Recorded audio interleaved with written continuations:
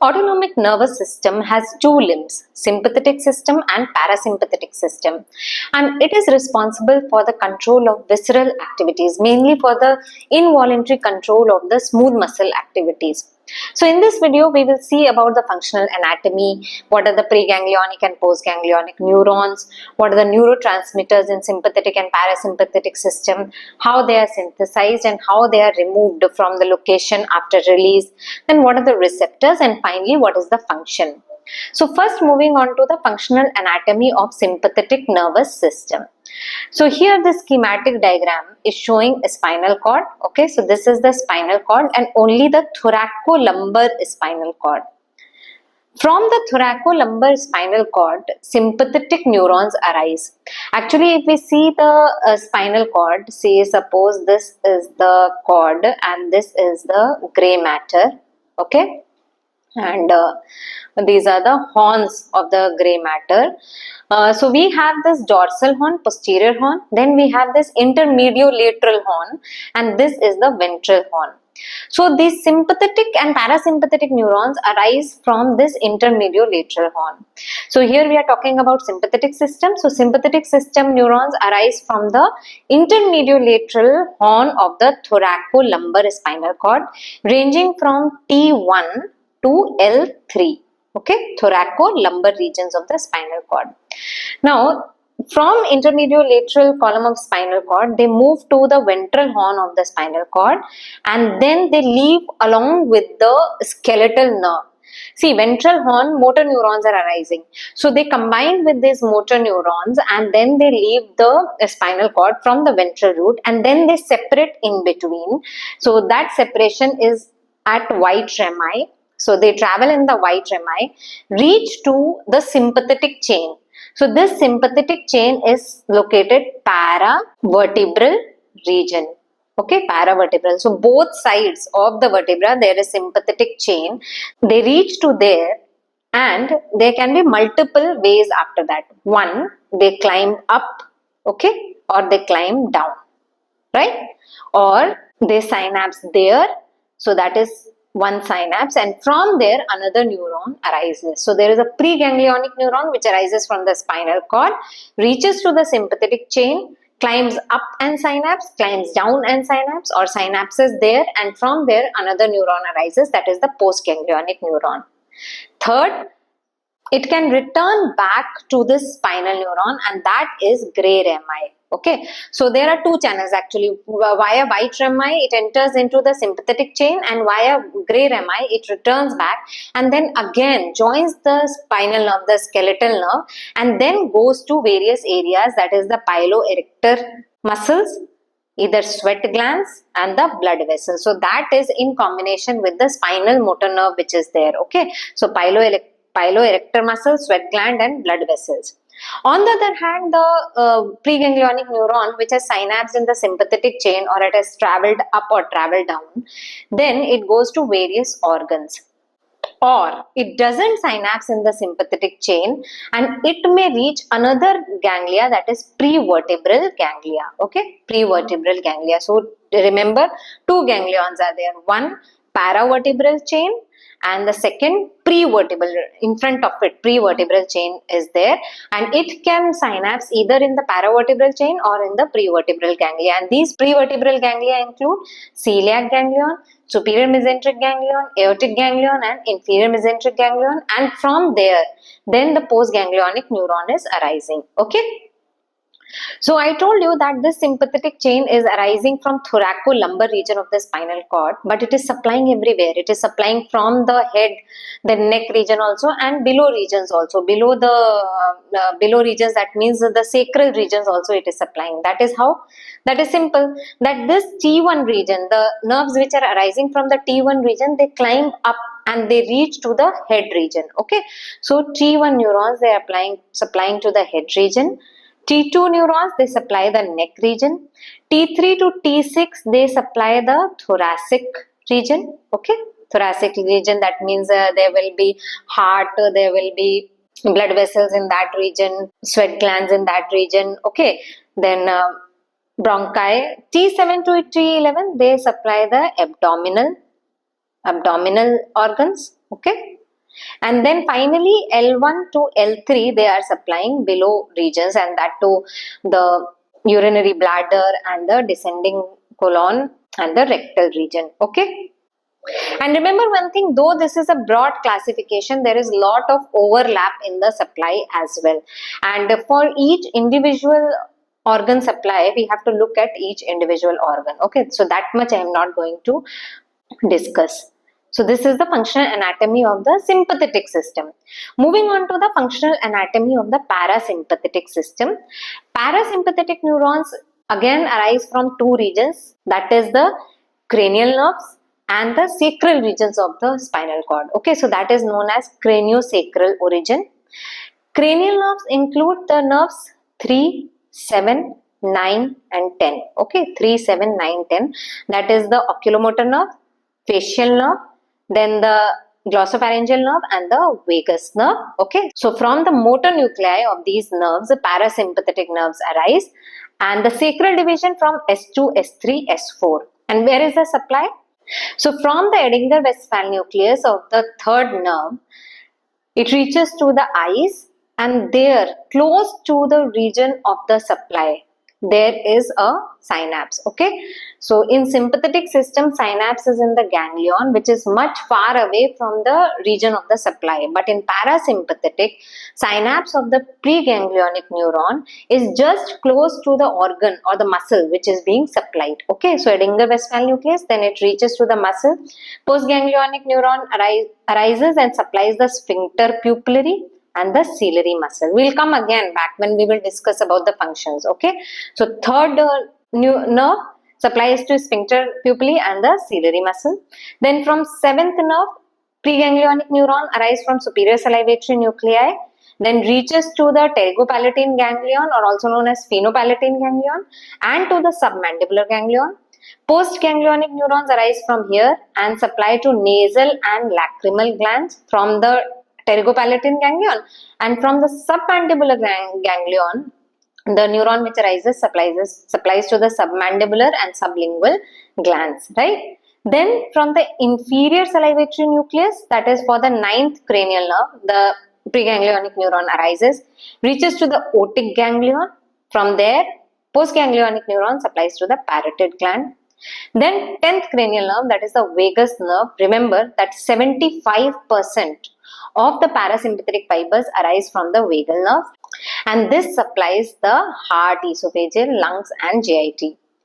Preganglionic neurons arising from the nucleus ambiguous supplies the heart. Preganglionic neurons arising from dorsal motor nucleus of vagus supplies esophagus, lungs and GIT. Okay, so we always say two nuclei of vagus are there, nucleus ambiguous and dorsal motor nucleus of vagus. So remember their functions, that where they are supplying. Okay, then the sacral division. Again, they will be arising from the intermediolateral column of the sacral spinal cord, and from there the supply is to rectum, descending colon, urinary bladder, ureter, genitalia for erection. Okay, so this was about the functional anatomy of the parasympathetic system. Now going into the arrangement of the neurons, I have briefly mentioned about it. See, simple sympathetic and parasympathetic neurons system basically have two neurons, preganglionic and postganglionic. So if we see the sympathetic, then preganglionic neuron is shorter, it just synapses somewhere in the ganglia. Postganglionic neuron is longer and it reaches till the muscle of supply. Parasympathetic preganglionic neuron is longer, it reaches almost to that region.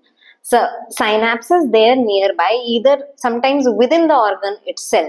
Okay, then from there very short postganglionic neurons arise and these supply to the organs. Then if you see what are the neurotransmitters which are released, you see that all the preganglionic neurons here or in sympathetic system, they all release acetylcholine. Please remember this. All the preganglionic neurons release acetylcholine, and the postganglionic neurons release respective neurotransmitters. In sympathetic system, this neurotransmitter is norepinephrine. In parasympathetic system, this neurotransmitter again is acetylcholine. Okay, simple to remember, all preganglionic neurons release acetylcholine. Sympathetic system, postganglionic neuron release norepinephrine. Parasympathetic system, postganglionic neuron release acetylcholine. Now, some special features we have to discuss. One, you see there are certain special sympathetic neurons in which preganglionic neuron is not synapsing and it is directly reaching to adrenal medulla. And adrenal medulla, the cells there are modified postganglionic neurons. Okay, so they are rudimentary postganglionic neurons. So these are the cells, and this adrenal medulla releases the neurotransmitters epinephrine and norepinephrine. Both it is releasing. When we are talking about nerve terminal, sympathetic system releases norepinephrine, but adrenal medulla releases both epinephrine and norepinephrine. Fine. Then second thing, that there are certain exceptions in sympathetic system where even the postganglionic neuron releases acetylcholine, and that exception is supplied to the sweat glands. Okay, so they are cholinergic sympathetic neurons. Cholinergic sympathetic neurons. Fine. Now, one fundamental you remember that this acetylcholine, I told you that it is released by all preganglionic neurons, but we will extend it little further. Actually, it is released by all neurons which exit central nervous system. How? See, it is released from alpha motor neurons. It is exiting the central nervous system. It is also released from the gamma motor neurons. They are also exiting the central nervous system, the spinal cord. Then this preganglionic neurons, they are released from where? The neurons are coming out of the spinal cord, out of the central nervous system. So they are also releasing this acetylcholine. Okay, fundamental concept.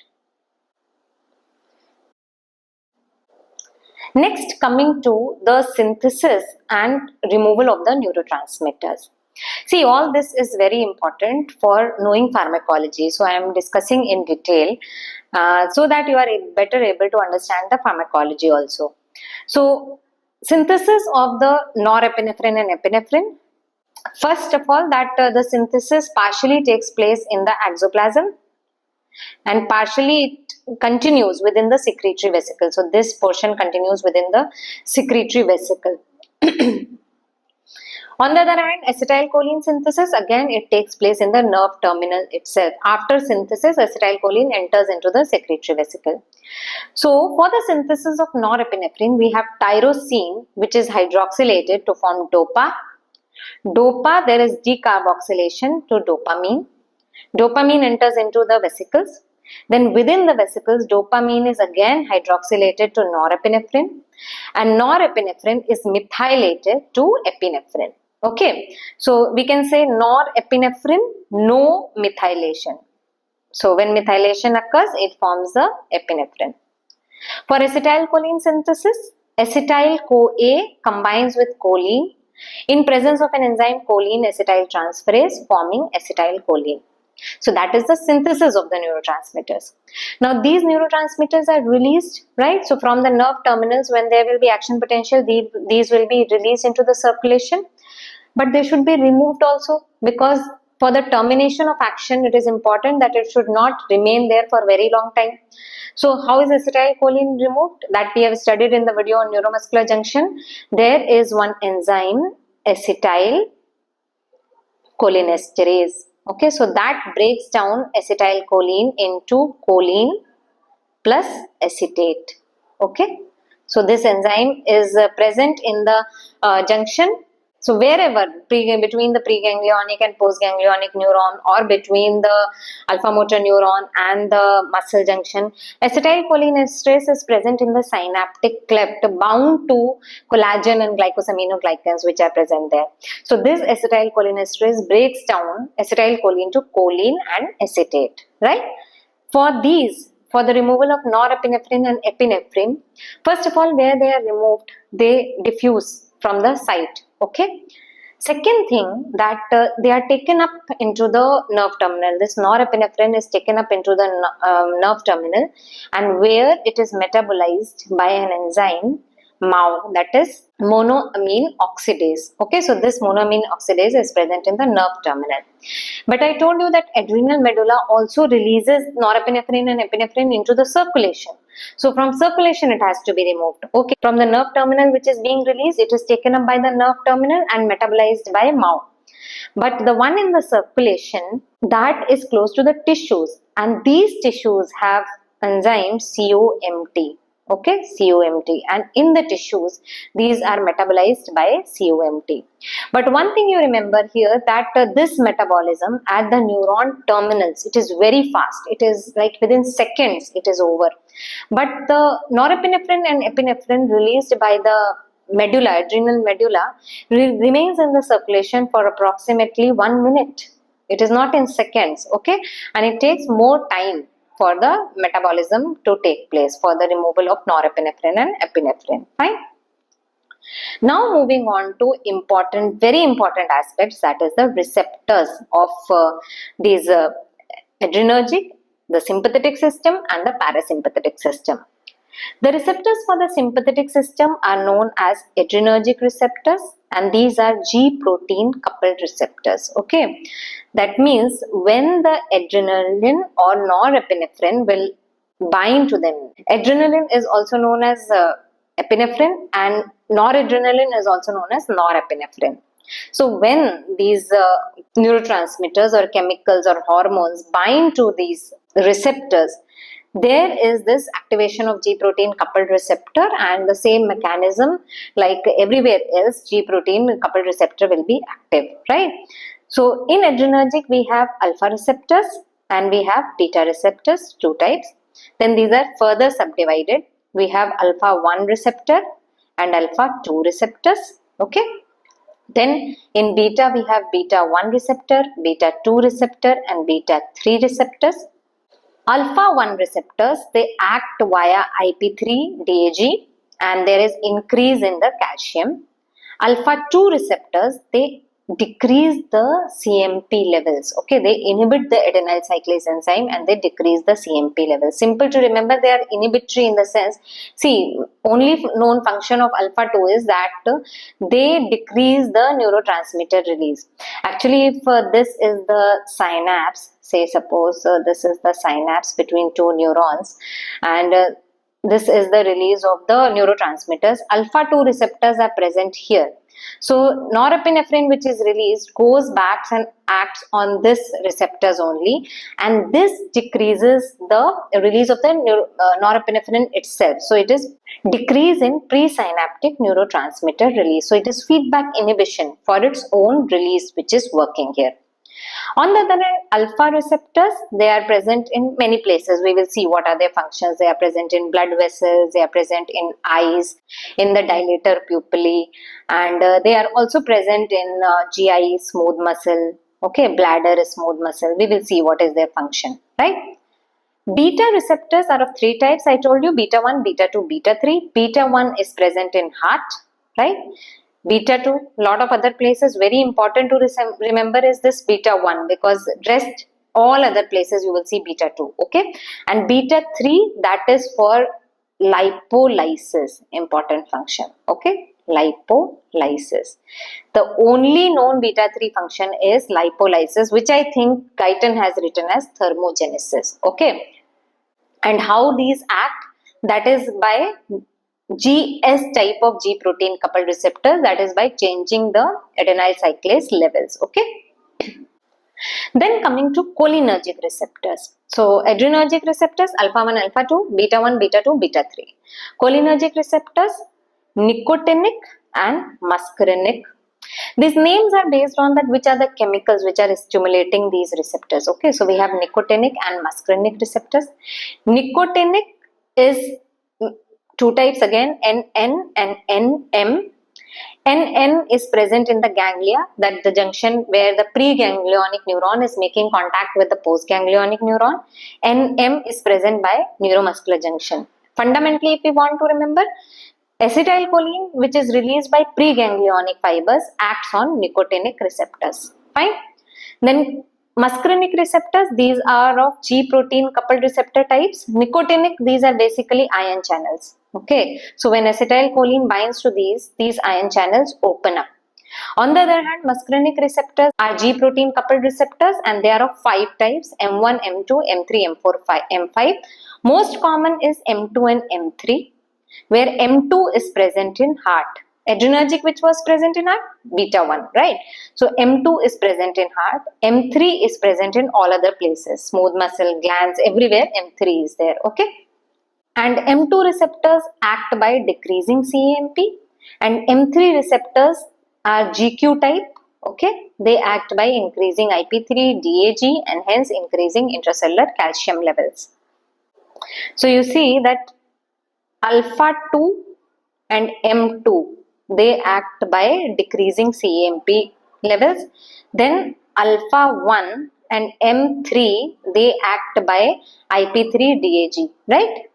And all the beta receptors, they are of GS type.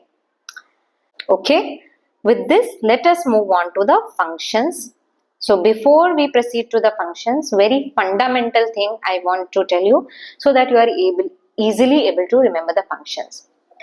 So sympathetic is for fight and flight, right? So for fight and flight, our body should get adapted for that. So how it is that we should be able to look very far, okay? And far vision means that lens accommodation should not be there, right? Because it is for far vision. Pupils should be fully dilated. Then we don't want our body that time to rest, right? And rest is related to urination and defecation, okay? During sympathetic system, when we are in fight or flight, we don't want these physiological functions to interfere with our activity. So that's why GI motility is inhibited, urinary bladder motility will be inhibited. On the other hand, sphincters there will be contracted, right? Then you want increased muscle activity, you want increased mental activity so that you are able to fight and flight. Then what else is remaining? Metabolism. Metabolism, you want your blood glucose levels to be high, isn't it? So that has to be there. Then blood pressure should be maintained and heart should function at its best, right? So heart rate will increase, cardiac output is going to increase, blood pressure is going to increase so that it is able to push the blood to the organs where it is required.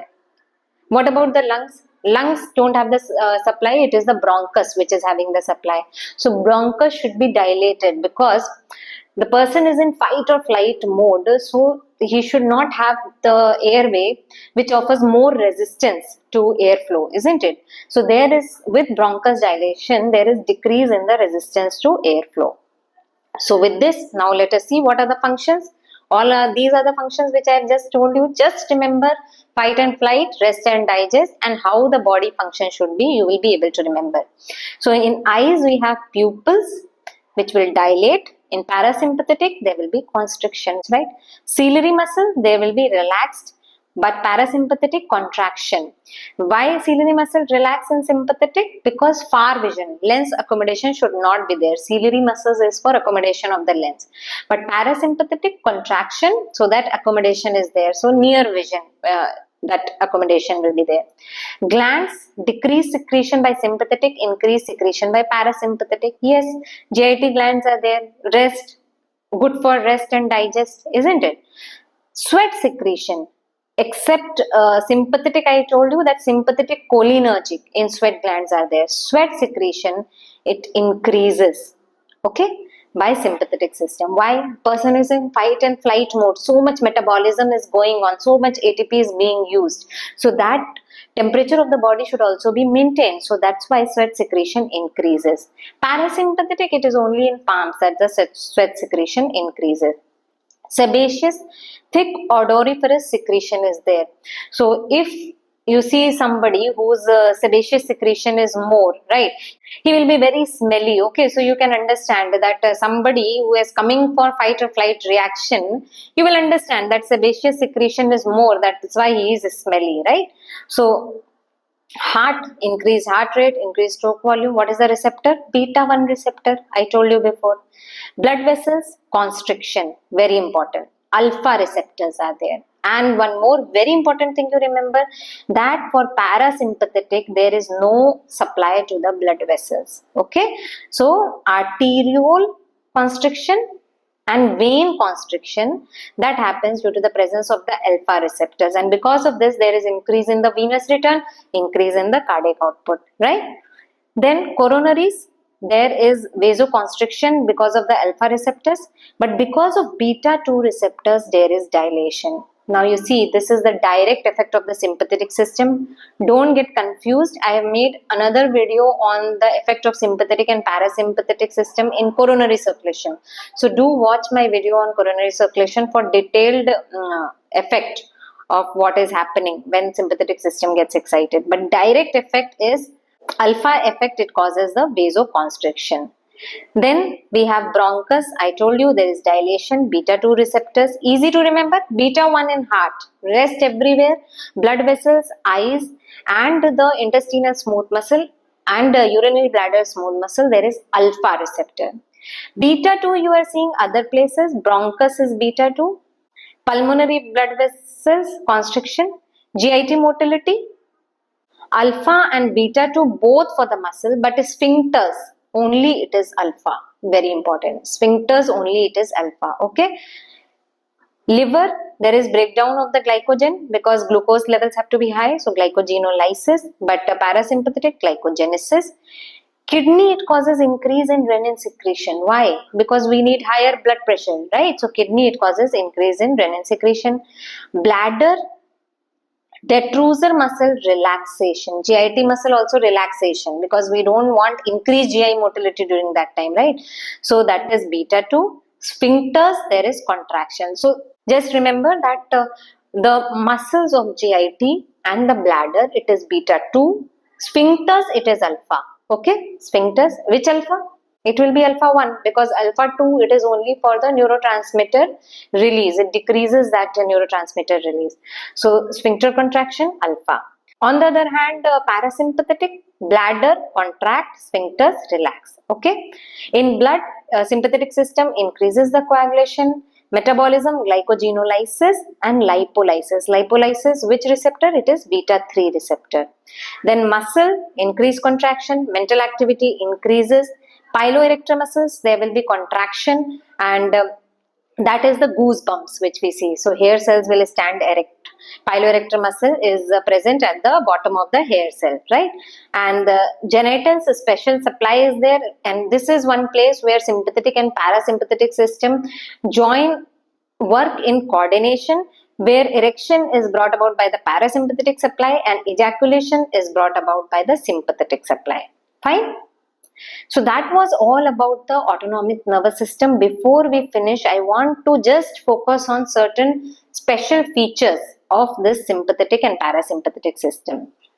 One, sympathetic system can be activated in multiple ways. Either the whole sympathetic system of the body can be activated, and that is known as stress response. So everywhere in the body, sympathetic system is activated. But it can also be activated locally by means of certain reflexes. As we see in GIT, reflexes are there, so only the GI reflex is activated. But parasympathetic is generally specific, locally only it is activated. Then I told you about norepinephrine and epinephrine, that norepinephrine is released from the nerve terminals, and from adrenal medulla both norepinephrine and epinephrine are released, right? But their actions are also a bit different. Norepinephrine acts mainly on alpha receptors. So predominant effect of norepinephrine is on alpha receptors, while epinephrine acts equally on both alpha as well as beta, right? So if we see the differential effect of epinephrine and norepinephrine, since norepinephrine acts preferentially on the blood vessels, so we get more vasoconstriction because blood vessels we have alpha receptors, and hence there is increase in blood pressure. See, in blood vessels beta 2 receptors are also there, but predominant effect is of alpha, right? Epinephrine, it acts both on alpha and beta, so more effect on heart is seen with epinephrine. I've told you that the heart has beta 1 receptors, right? So there is more effect of increase in cardiac output, and there is increased effect on metabolism because that glycogenolysis, lipolysis is why beta receptors.